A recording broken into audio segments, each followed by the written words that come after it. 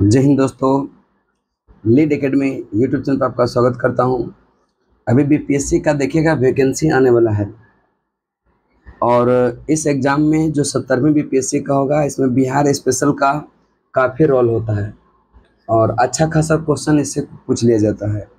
तो अभी हम एक तो करंट अफेयर्स का सीरीज चला रहे हैं जो सुबह में 6 बजे आ जाता है रिवीजन के लिए, और ये शाम में 6 बजे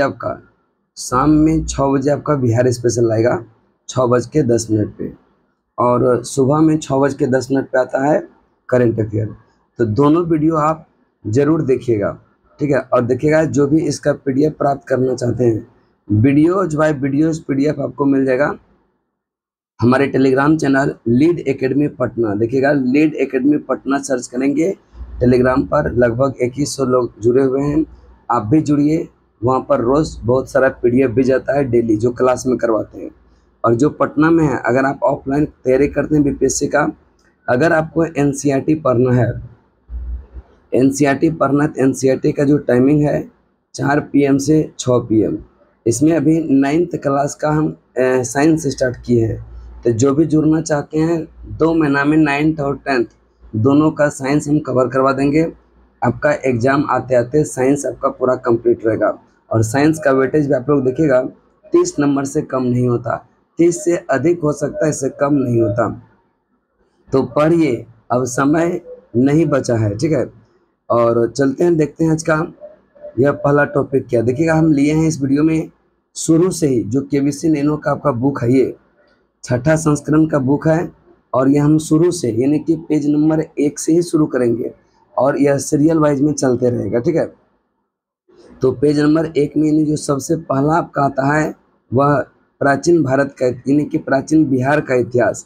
तो बिहार का इतिहास की बात करेंगे तो पहले जो है प्राचीन बिहार का इतिहास को देखेंगे, फिर हम आगे चलेंगे। बस देखिएगा, सुनते रहिएगा, आपको चीज़ें याद आ जाएगा। तो देखते हैं इसका पहला पॉइंट पर चलते हैं। क्रेकिया बिहार सदियों तक प्राचीन भारत के गौरवशाली इतिहास का गर्भगृह रहा। ऐतिहासिक दृष्टि से प्राचीन यह बिहार एक समृद्ध एवं वैभवशाली क्षेत्र रहा। प्रागैतिहासिक काल से ही मानव सभ्यता एवं संस्कृति का एक महत्वपूर्ण केंद्र था, जिसका यह देश के इतिहास और सांस्कृतिक जीवन में निर्णायक भूमिका रही। प्राचीन इतिहास में बिहार 3 प्रमुख महाजनपद मगध, अंग, वज्जी संघ। देखिए पहला क्वेश्चन यहीं से आ सकता है कि बिहार में टोटल कितना महाजनपद है, तो 3, मगध, अंग और बज्जी संघ। तो बिहार में टोटल जनपद कितना है, महाजनपद 3, मगध, अंग, बज्जी संघ। बिहार मगध में लिच्छवी गणराज्य के शासनकाल के कार्य पद्धति से ही आधुनिक प्रशासनिक व्यवस्था की शुरुआत हुई। दुनिया का पहला गणराज्य लोकतांत्रिक व्यवस्था वैशाली, यह भी बिहार का ही अंग था। यानी कि जो पहला गणराज्य स्थापित हुआ था वह अपना बिहार में ही है और यह वैशाली में। बिहार का वर्णन यह हमारे 2 महान ग्रंथों में, एक आपका रामायण और एक महाभारत, ये सब पॉइंट एकदम हाईलाइटेड है कि बिहार का जो वर्णन है वह 2 ग्रंथ में भी, एक रामायण में और महाभारत में।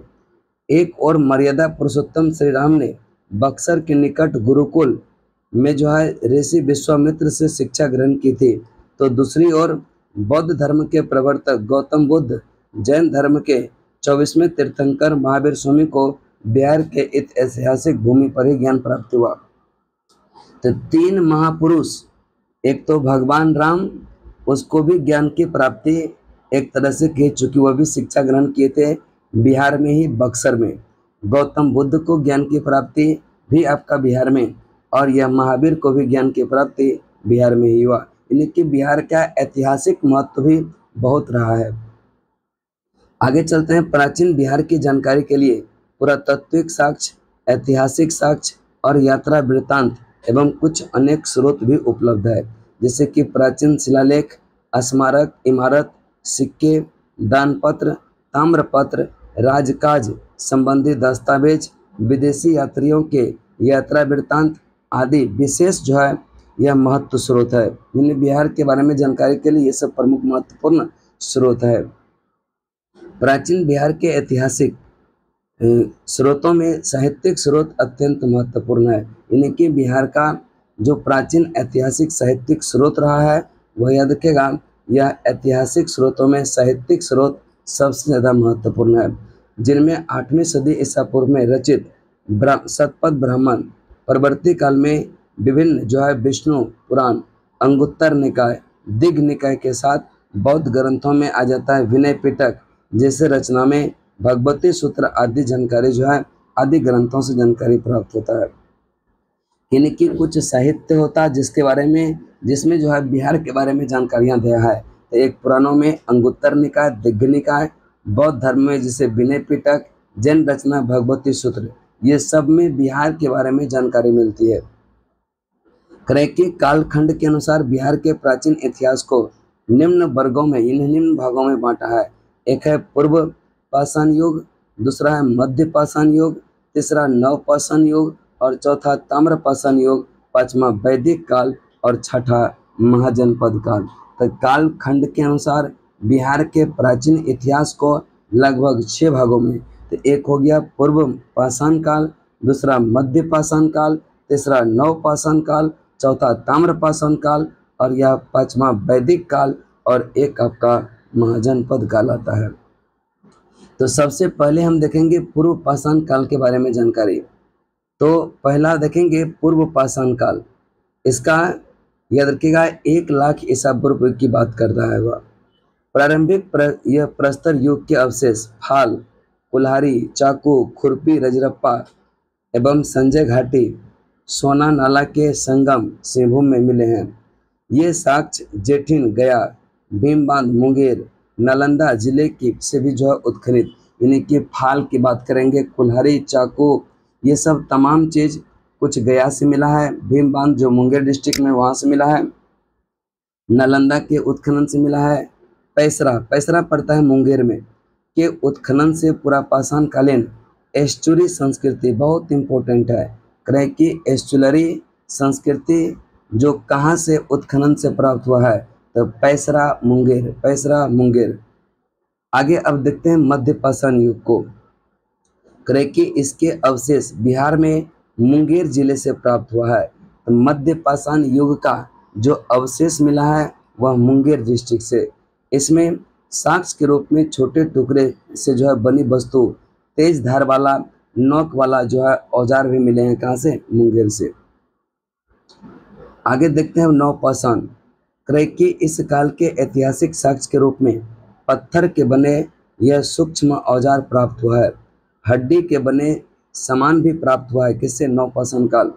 इस काल के अवशेष बिहार के चिरांद, तो ध्यान में रखिएगा बिहार के चिरांद जो सारण जिला, चेचर, वैशाली, यहाँ से नवपाषाणिक या जो है हड्डियाँ के समान ये सब जो है नवपाषाणिक स्थल है। इसे में पत्थर के अत्यंत सूक्ष्म औजार के साथ यह हड्डी के उपकरण प्रचुर मात्रा में मिले हैं। चिरांद पूरे भारत में हड्डी के उपकरण के लिए प्रसिद्ध है। तो ध्यान में रखिएगा, ये क्वेश्चन काफ़ी बार एग्जाम में पूछ भी लिया जा चुका है कि भारत में हड्डी के उपकरण के लिए प्रसिद्ध जो है वह कौन सा है? चिरांद। और चिरांद पड़ता है सारण जिला, बिहार में। आगे है ताम्रपाषाण युग की बात करेंगे। क्योंकि 1000 BC से लेकर के 900 BC यह ताम्रपाषाण युग रहा बिहार का। इस काल में यह पाए गए काले लाल मृत भांड सामान्य तौर पर हड़प्पा सभ्यता की विशेषता माने जाते हैं। बिहार के इस युग के अवशेष चिरांद से चेचर, वैशाली, सोनपुर, गया, मनेर, पटना, ताराडी, बोधगया, घोड़ा कटोरा, राजगीर, पांडा, समस्तीपुर, सोनवार, सासाराम, ओरियप, भागलपुर, ये सब जगह से यह ताम्रपाषाण युग के यह वस्तुएं या अवशेष मिले हैं। मांझी, ओरियप, सोनपुर के ताम्रपाषाणिक स्तर से ही यह आबादी का पहला यह प्रमाण मिला है। इन स्थलों से मत्स्य भाले, तलवार, मानव आकृति ये तमाम चीज़ें मिला है। चिरांद तथा बक्सर से पूर्व जो है उत्तरी काले चमकीले मृत भांड के प्रमाण बहुत इंपॉर्टेंट है। ये भी कि पूर्व उत्तरी काले चमकीले मृत भांड का प्रमाण कहाँ से मिला है? चिरांद और बक्सर से, चिरांद और बक्सर से। तो ध्यान में रखिएगा, इस वीडियो, यह जो वीडियो है इसको बार बार सुनिएगा। एक बार में थोड़ा सा दिक्कत होगा, लेकिन बार बार सुनेंगे तो वह क्या होगा, आपको याद हो जाएगा चीज़ें। और सुनने से एग्जाम में आएगा तो लगेगा कि नहीं, हाँ कुछ किए हैं और क्वेश्चन बनने की ज़्यादा संभावना है। भारत में आर्यों ने सर्वप्रथम सप्त सैंधव प्रदेश में बसना प्रारंभ किया था। भारत में आर्यों ने सर्वप्रथम सप्त सैंधव प्रदेश में क्या हुआ था? सप्त सैंधव प्रदेश का वर्तमान कश्मीर, पाकिस्तान और पंजाब के अधिकांश भाग में था, जहाँ सिंधु नदी एवं 5 उसके सहायक नदी सतलज हो गया, ब्यास, रावी, झेलम, चिनाब के अतिरिक्त इस प्रदेश में बहने वाली सरस्वती नदी सम्मिलित क्षेत्र को सप्त सैंधव कहते हैं। यानी कि सिंधु की 5 सहायक नदी और एक इनके अलावा सरस्वती नदी, ये सबका जो क्षेत्र है मिलाकर के इसी को कहते हैं सप्त सैंधव प्रदेश। और सर्वप्रथम आर्य इन्हीं प्रदेशों में बसा था। आगे देखें करें कि इस क्षेत्र में बहने वाली 7 नदियों का उल्लेख हमको ऋग्वेद में मिलता है। तो ध्यान में रखिएगा, सप्त सैंधव प्रदेश का जो 7 नदियां हैं, इसका जो बहने का उल्लेख किया गया है यह किसमें? ऋग्वेद में। बिहार के संदर्भ में प्रथम जानकारी शतपथ ब्राह्मण में मिलता है। ये भी ध्यान में रखिएगा, बिहार के संदर्भ में यह प्रथम जानकारी शतपथ ब्राह्मण में मिलती है। अब देखेंगे यहाँ पर बॉक्स है कि वैदिक उपनिषद से लिए आदर्श वाक्य। जैसे क्वेश्चन पूछेगा कि ओम भूर्भुवः स्वः कहाँ से लिया? यह ऋग्वेद से। सत्यमेव जयते मुंडकोपनिषद से। वसुधैव कुटुंबकम ठीक है, महोपनिषद से। और यह अतिथि देवो भव, यह कहाँ से? यह देखिएगा तैत्तरीय उपनिषद से। मातृ देवो भव, यह जो है तैत्तरीय उपनिषद से। सर्वे भवन्तो सुखिन, यह जो है बृहदारण्यक उपनिषद से। तमसो मा ज्योतिर्गमय, ये भी बृहदारण्यक उपनिषद से लिया गया है। तो मोस्ट भी आई है, यहाँ से कोई भी क्वेश्चन बिहार स्पेशल में डाल सकता है कि ओम भूर्भुवः स्वः जो गायत्री मंत्र है यह किससे लिया गया है? ऋग्वेद से। सत्यमेव जयते मुंडकोपनिषद। वसुधैव कुटुंबकम यह आपका महोपनिषद। अतिथि देवो भव तैत्तरीय उपनिषद। अतिथि देवो भव तैत्तरीय उपनिषद। मातृ देवो भव तैत्तरीय उपनिषद। सर्वे भवन्तो सुखिन, यह रखेगा यह बृहदारण्यक उपनिषद। तमसो मा ज्योतिर्गमय बृहदारण्यक उपनिषद से लिया गया है। आगे देखते हैं करें क्या, पुराणों के अनुसार मगध का राजवंश जो है बृहद्रथ से जो है, यह बृहद्रथ वंश से प्रारंभ होता। ऋग्वेद में मगध क्षेत्र को कीकट प्रदेश, जिसका शासन यह परमांगन यह था, इस क्षेत्र में निवास करने वाले लोग को ब्रात्य कहते थे। ऋग्वेद में मगध क्षेत्र को कीकट कहते थे, मगध क्षेत्र को कीकट कहते थे। और यहाँ पर जो इस क्षेत्र में रहने वाले लोग थे ब्रात्य कहते थे। वायु पुराण एवं यह पद्म पुराण गया, राजगीर, पुनपुन आदि को पवित्र स्थानों के श्रेणी में रखा गया, जबकि बराह पुराण में कीकट की एक जो है अपवित्र प्रदेश कहा गया। तो ध्यान में रखिएगा, मगध को एक अपवित्र यह स्थल कहा गया किसमें? तो वराह पुराण में। ठीक है, वराह पुराण में। मगध का सर्वप्रथम उल्लेख जो है अथर्ववेद में मिलता है। मगध महाजनपद में वर्तमान में आता है पटना, गया, नालंदा, औरंगाबाद, जहानाबाद, नवादा जिले इसमें शामिल है। मगध महाजनपद में पटना, नालंदा, गया, औरंगाबाद, जहानाबाद, नवादा जिले के क्षेत्र आते हैं। बिहार में यह वैदिक संस्कृति का प्रसार मुख्यतः यह उत्तर वैदिक से ही हुआ और इसी काल में बिहार का आर्यीकरण प्रारंभ हुआ। आर्यों के विदेह क्षेत्र मिथिलांचल में बसने की चर्चा शतपथ ब्राह्मण में जो है की गई और इसमें विदेह माधव द्वारा अपने पुरोहित गौतम रहुगन के साथ अग्नि का यह पीछा करते हुए सरस्वती नदी से सदानीरा नदी आधुनिक गंडक का नाम तक जो है पहुंचने का वर्णन भी मिलता है। याद रखिएगा, विदेह माधव द्वारा अपने पुरोहित गौतम राहुगन के साथ अग्नि को पीछा करते हुए यह जो है सरस्वती नदी से सदानीरा नदी तक पहुंचने का भी वर्णन मिलता है। किसमें मिलता है? शतपथ ब्राह्मण। यजुर्वेद में सबसे पहले विदेह राज्य का उल्लेख मिलता है। तो विदेह राज्य का उल्लेख यह किसमें मिलता है? यजुर्वेद में। आगे चलते हैं। क्रैकी वाल्मीकि रामायण में मलद और करुणा शब्द का उल्लेख बक्सर के लिए किया गया, जहां यह तगड़ा राक्षसी का जो है क्या हुआ था, यह ताड़का राक्षसी का वध हुआ था। तो बक्सर में ही यह ताड़का राक्षसी का क्या हुआ था, वध हुआ था। ये भी ध्यान में रखिएगा। अब यहाँ पर देखिएगा वैदिक और प्राचीन नदियों के कुछ नाम दिए हैं। तो यहाँ पर देखेंगे सतलज का है शतुद्री, ब्यास का बिपाशा, रावी का परुष्णी, झेलम का बितास्ता और यह चेनाब का अस्कनी। तो चेनाब का कौन सा? अस्कनी। गंडक का धनिरा, सिंधु का सिंधु। तो ये वाला कम से कम ध्यान में रखिएगा, इतना जो दिया है। घग्गर का दशदत्ती। तो प्राचीन नाम और आधुनिक नाम, सतलज का शतुद्री, सतलज का शतुद्री, ब्यास का बिपाशा, रावी का परुष्णी, झेलम का बितास्ता, चेनाब का अस्किनी, गंडक का धानिरा और सिंधु का सिंधु और घग्गर का दृष्टदत्ती। ध्यान में रखिएगा, क्वेश्चन यहाँ से बराबर पूछ लिया जाता है। इसके बाद बिहार और वैदिक संहिता की बात करेंगे। क्रैकी विश्व के सबसे प्राचीन माने जाने वाले कृति वेद संहिता है, वेद संहिता। और क्रैकी ऋग्वेद, अथर्ववेद, यजुर्वेद, सामवेद, बिहार का उल्लेख मिलता है। तो ऋग्वेद में भी, अथर्ववेद में भी, यजुर्वेद में भी और सामवेद, यानी कि वेद 4 है। चारों वेद में बिहार का कुछ न कुछ क्या होता, उल्लेख मिलता। वेदों की संहिता में रचित ब्राह्मण ग्रंथ ऐतरेय, शतपथ और तैत्तिरीय आदि है, जिनसे बिंबिसार के पूर्व की घटना की जानकारी प्राप्त होती है। अब देखेंगे करें कि आर्यों का क्षेत्र और उसका नामकरण। तो ध्यान से देखेंगे, हरियाणा पंजाब के क्षेत्र को कहते थे ब्रह्मवर्त, गंगा यमुना के द्वाब को कहते थे ब्रह्मऋषि देश, हिमालय एवं विंध्य को कहते थे मध्य देश, हिमालय विंध्य को मध्य देश, बिहार बंगाल को आर्यावर्त। तो एक होता है ब्रह्मवर्त, एक होता है आर्यावर्त। हरियाणा पंजाब का क्षेत्र ब्रह्मवर्त, बिहार बंगाल का आर्यावर्त, हिमालय एवं विंध्य का मध्य देश और यह गंगा यमुना के द्वाब क्षेत्र को यह महर्षि देश के नाम से। अब महाजनपद काल की हम बात करेंगे, महाजनपद की हम बात करते हैं, ठीक है।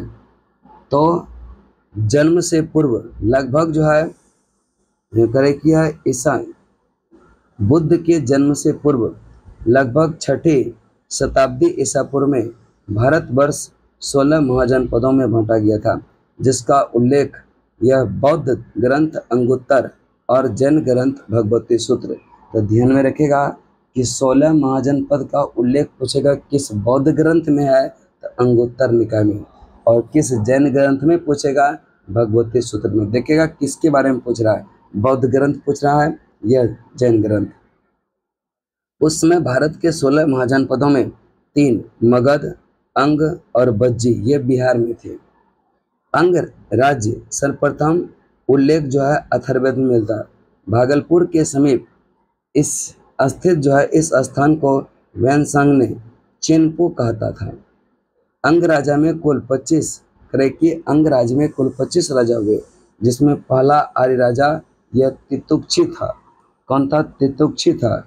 अंग महाजनपद में आधुनिक बिहार का भागलपुर और मुंगेर जिले शामिल थे और इसकी राजधानी था चंपा।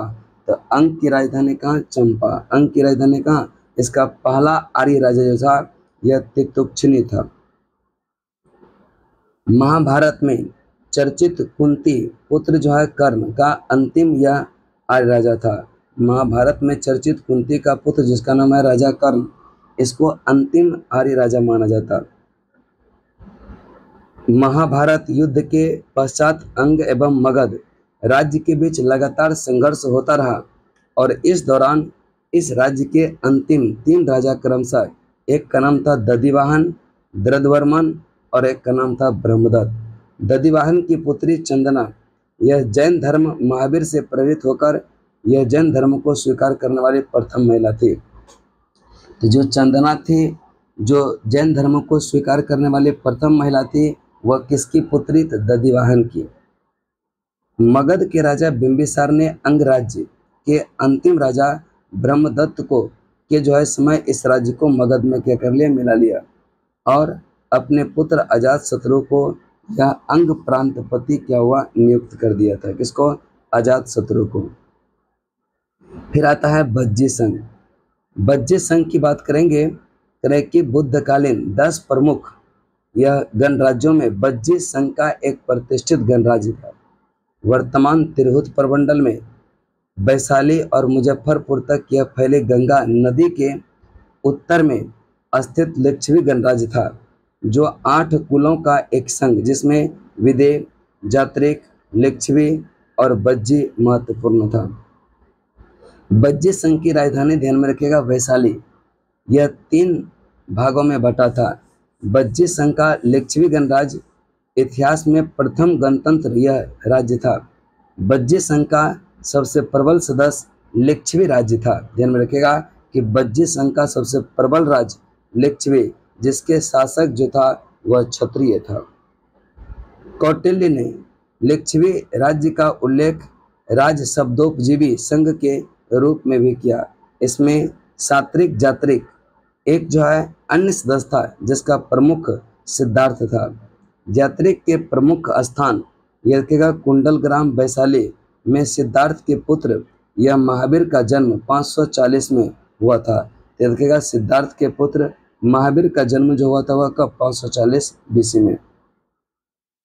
महावीर के माता का नाम त्रिशला लिच्छवी गणराज चेटक की बहन थी। ध्यान रखिएगा, बहन की बात करता, पुत्री की बात नहीं करता। तो चेटक की बहन थी। बज्जी संघ का संविधान एवं जो है प्रशासन संघात्मक कुलीन तंत्र की तरह था, और करेकी राजा की सभा संस्था कहलाती थी। संस्था में सभा राजाओं के अधिकार समान थे, लेकिन बुजुर्गों को अधिक सम्मान प्राप्त था। करेकी बिल्कुल जो यह बज्जी संघ था, यहाँ पर राजा की सभा संस्था कहलाती थी, और संस्था में सभी राजाओं के अधिकार समान थे। चूंकि वह संघ में शासित होता था, कोई एक प्रॉपर राजा नहीं था, तो सब राजा का अधिकार समान था और बुजुर्गों का सम्मान बहुत ज़्यादा होता था। बज्जी संघ के अंतर्गत वैशाली के यह नगर बधू के पद पर प्रसिद्ध नर्तकी अमरपाली की नियुक्ति की गई, जिसका संबंध मगध के ये जो है नरेश बिंबिसार के साथ था। तो अमरपाली को नियुक्त किया था वैशाली के नगर बधू। यह प्रसिद्ध जो है नर्तकी थी वह कौन? ये जो है आम्रपाली, और इसकी नियुक्ति जिसका जो है संबंध किससे था? यह मगध नरेश बिंबिसार के साथ था। अब यहाँ 16 महाजनपद दिया है और उसकी राजधानी। अभी हम इसका देखिएगा क्षेत्र तो 3 ही याद करवाएंगे, और बाकी जो है आपका हम राजधानी दिमाग सेट कर देंगे, ठीक है। तो अंग की राजधानी चंपा, और बताए थे अंग बिहार के भागलपुर, मुंगेर वर्तमान प्रमंडल तथा जो है झारखंड के साहिबगंज एवं गोड्डा क्षेत्रों में भी कुछ क्षेत्र में आता है। कौन सा? अंग। फिर हम बात करेंगे मगध। यह राजगिरी, यह गिरिब्रज इसकी राजधानी है। वर्तमान में पटना और गया प्रमंडल वाला जिला में पड़ता है। एक है बज्जी, करें कि बज्जी की राजधानी वैशाली। 8 जो है कबीलाई गणराज्य का संघ बिहार में गंगा नदी के उत्तर में स्थित है। मल्ल, कुशीनगर और पावा, यह जो है एक गणराज्य जिसमें आधुनिक पूर्वी उत्तर प्रदेश के देवरिया, बस्ती, गोरखपुर और सिद्धार्थनगर जिले में आते हैं। काशी जो है वाराणसी वर्तमान में बनारस के इलाका का क्षेत्र है। कौशल का श्रावस्ती, वत्स का कौशाम्बी, चेदी का शक्तिमती, कुरु का इंद्रप्रस्थ, पंचाल का अहिछत्र, सुरसेन का मथुरा, और देखिएगा मत्स्य का है विराटनगर। मत्स्य का कहाँ है? विराटनगर। अवंती का उज्जैन या महेशमती, उज्जैन या महेशमती, और अस्मक का है पोटन या पोटली, ठीक है, पाटन या पोटली, और गंधार का तक्षशिला, यह इसको कहते हैं पुष्कलावती। कंबोज का हाटक है, कंबोज का हाटक। इसके बाद वैशाली के लिच्छवी गणराज्य की हम बात करेंगे। वैशाली के लिच्छवी गणराज्य की हम बात करते हैं। करें कि बिहार में स्थित जो है प्राचीन गणराज्य में बुद्धकालीन समय में लिच्छवी गणराज्य सबसे बड़ा और शक्तिशाली राज्य था। दुनिया का पहला गणराज्य वैशाली लिच्छवी के द्वारा स्थापित हुआ था। तो दुनिया का पहला गणराज्य था वैशाली, जो लिच्छवियों के द्वारा स्थापित हुआ। इस गणराज्य की स्थापना सूर्यवंशीय राजा इक्ष्वाकु के पुत्र विशाल ने की, जो कि कालांतर में वैशाली के नाम से केवल विख्यात हुआ। लिच्छवी ने महात्मा बुद्ध के निर्माण हेतु जो है महावन में प्रसिद्ध यह देखेगा यह कतागारशाला का निर्माण कराया। बज्जी संघ के प्रधान राजा चेटक की पुत्री यह चलन्ना का विवाह यह मगध नरेश किससे हो गया था? बिंबिसार से। तो चलन्ना का विवाह किसके साथ हुआ था? बिंबिसार। और यह बज्जी संघ के प्रधान चेटक की कहते पुत्री थी। करें कि ईसा पूर्व 7वीं सदी में वैशाली के लिच्छवी यह राज्य राजतंत्र गणतंत्र में परिवर्तित हो गया। वैशाली राजवंश का प्रथम शासक नमनिष्टि था और जबकि अंतिम राजा सूति या इसको कहते हैं परमावती। इस वंश में कुल 14 राजा हुआ। कुछ अमरपाली के बारे में दिया है, उसको देख लेते हैं। करें कि वैशाली यह लिच्छवी की राज्य नृत्यांगना एवं परम रूपवती कला में प्रवीण गणिका थी और उस युग में क्रैकिया राज नर्तकी का पद बड़ा गौरवपूर्ण एवं सम्मानित माना जाता था।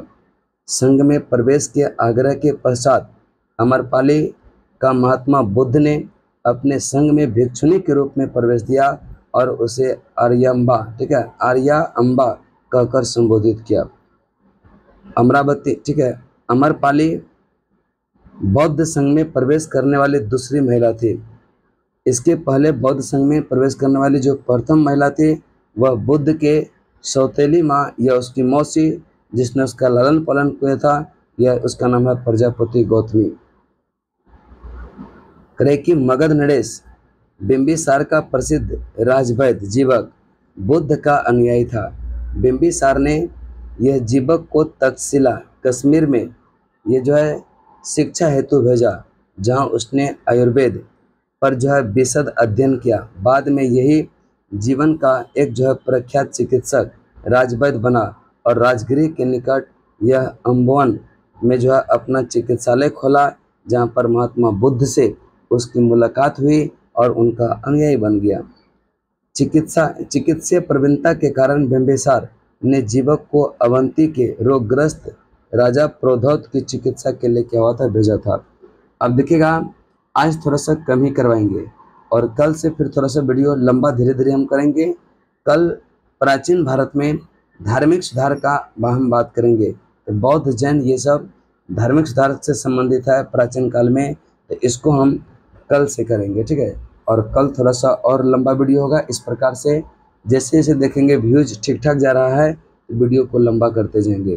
तो आज इतना ही, तब तक के लिए जय हिंद जय भारत।